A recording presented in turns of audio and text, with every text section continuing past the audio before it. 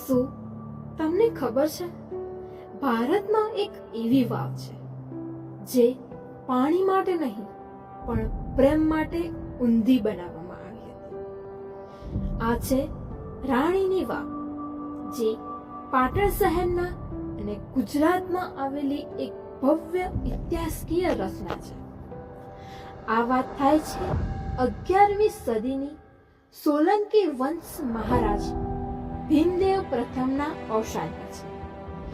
તેમની પત્ની રાણી ઉદયમતીએ તેમની યાદમાં આ બનાવી હતી. પણ એ વાવ માત્ર પાણી લેવા માટે ન હતી, એ તો એક મેમોરી મોન્યુમેન્ટ હતી, જેમાં શિલ્પ, આસ્થા અને કલાનું અદ્વિતીય સંયોજન જોવા મળે છે. આ વાવ જમીનની નીચે નીચે જતી રહે છે. અંદર જતા એવો અનુભવ થાય છે કે તમે કોઈ શાહી મહેલમાં પ્રવેશ કરી રહ્યા છો. 7 સ્તરો ઊંડે સુધીની આ વાવમાં ભગવાન વિષ્ણુના દશાવતારા શિલ્પો છે.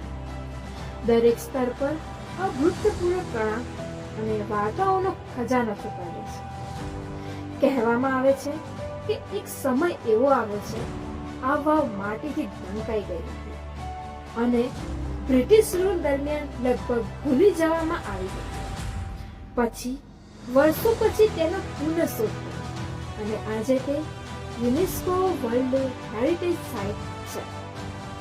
આ વાવ એ સાબિત કરે છે કે આપણો ઇતિહાસ માત્ર પુસ્તકમાં નથી, એ પથ્થરોમાં છે, શિલ્પોમાં છે અને આપણા ગુજરાતની ધરતીમાં છે.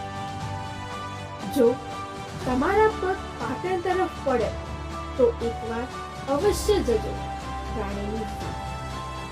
એવું લાગે છે કે ઇતિહાસ ખુદ તમને કંઈક કહે છે.